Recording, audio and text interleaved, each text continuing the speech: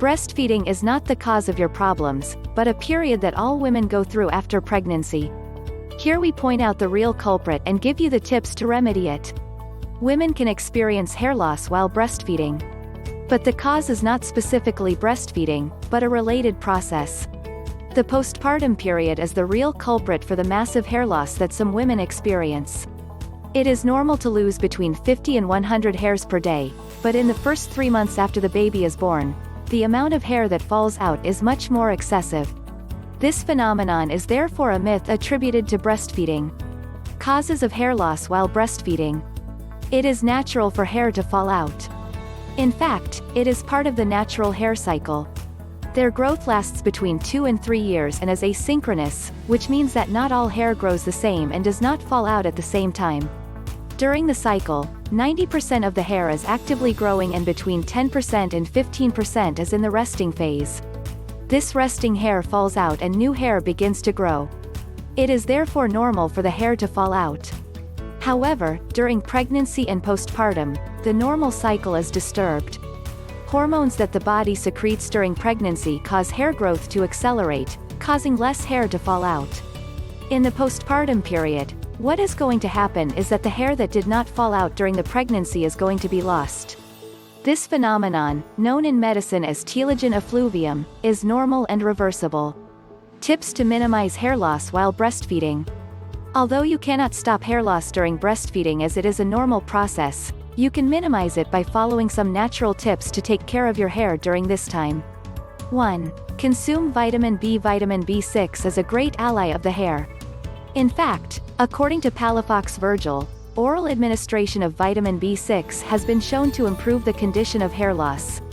However, it is the specialist who must prescribe this type of supplement. Remember that vitamin B is a group that includes vitamin B1, known as thiamine, B2, riboflavin, B3, niacin, B5 known as pantothenic acid, B6, pyridoxine, and B7 or biotin. B9 is folic acid and B12 is cobalamin.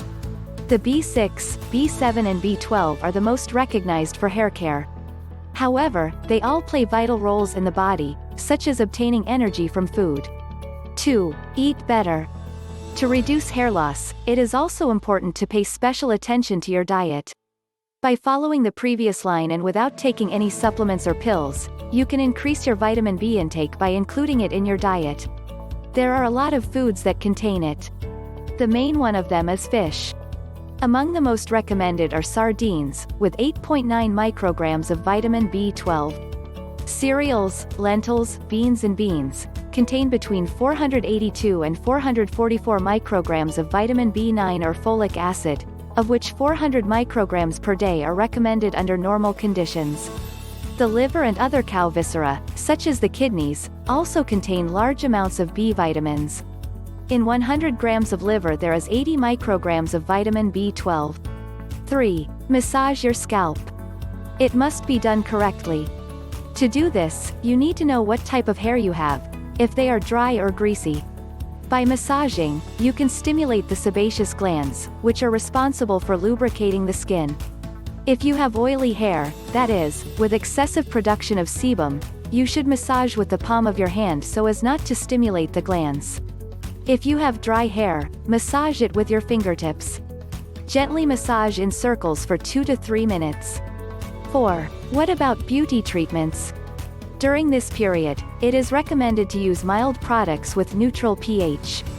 If you want to dye your hair, it is better to talk to a specialist. Remember that the scalp is going through a delicate phase and that dyes, shampoos and conditioners contain chemicals that can impact the health of the hair. However, this should be a temporary and normal phase for all postpartum women.